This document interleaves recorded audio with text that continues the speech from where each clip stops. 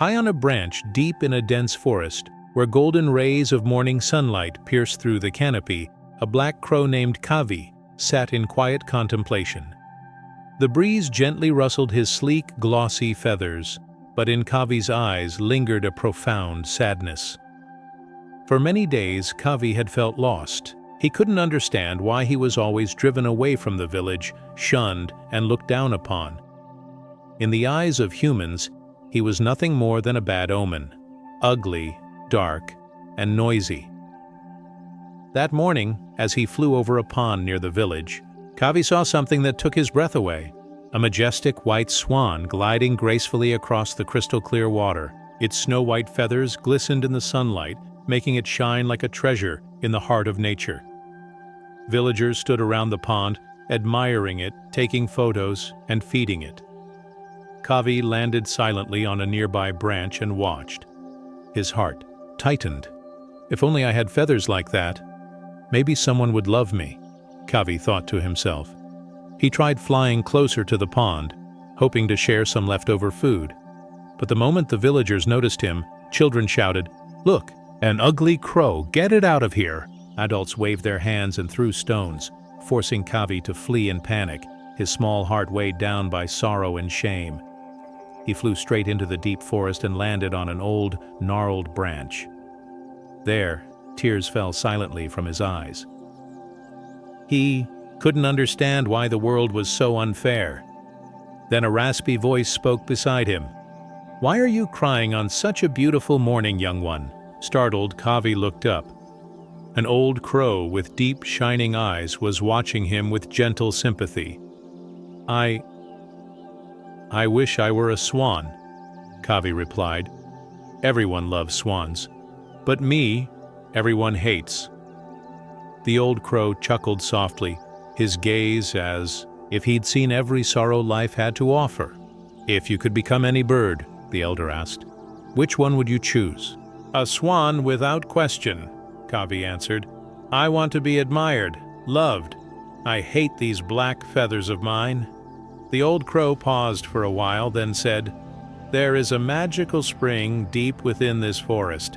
If you bathe in it with a true heart, your wish may come true. But before you decide, go ask the swan if it is truly happy." Surprised but curious, Kavi nodded. He thanked the old crow and immediately flew back to the pond where the swan still swam with the grace of a queen. "Hello," Kavi said shyly. "I'm sorry to bother you, but are you happy?" The swan looked up and smiled gently. "Happy? I'm not so sure," she said softly.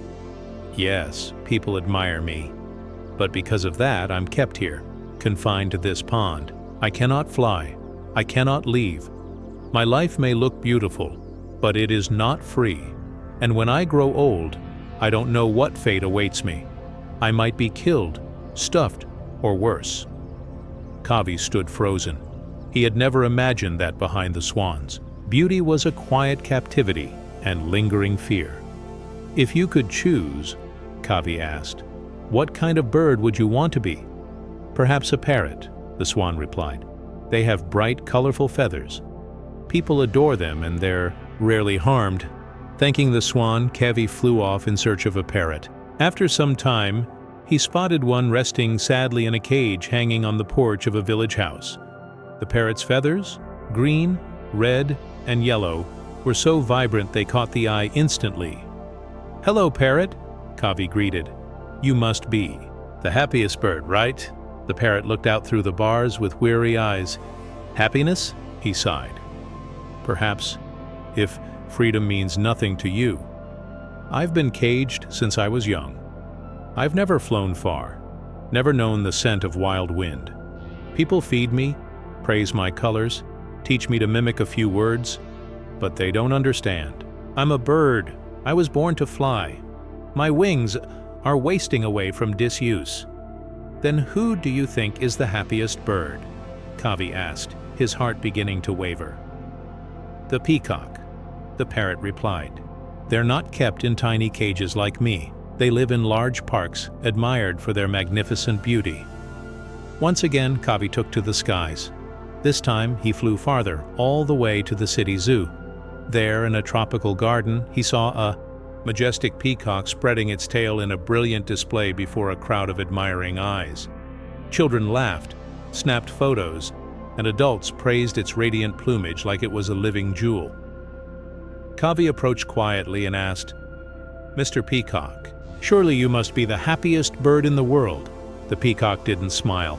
His eyes looked tired. "I used to think so," he said, "but life has taught me otherwise.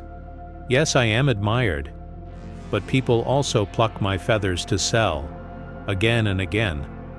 I live in an enclosure. It's larger than a parrot's cage, sure, but it is still confinement.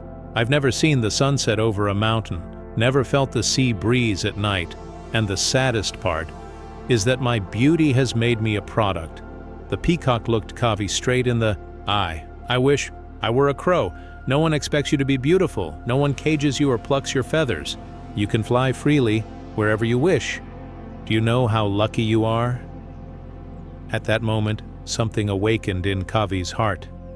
He had never once thought of freedom, the very thing he possessed, as something precious. He could fly anywhere, land on any tree branch, call out to his friends, and live in a vast world with no chains. Without a word, Kavi quietly flew back to the forest, returning to the old crow. When he arrived, he bowed his head and said, "I no longer want to be a swan or a parrot or a peacock. I want to be myself, a crow who knows how to treasure freedom." The old crow nodded, eyes glowing with pride. "Then, my dear," he said, "you have already found the true secret of happiness."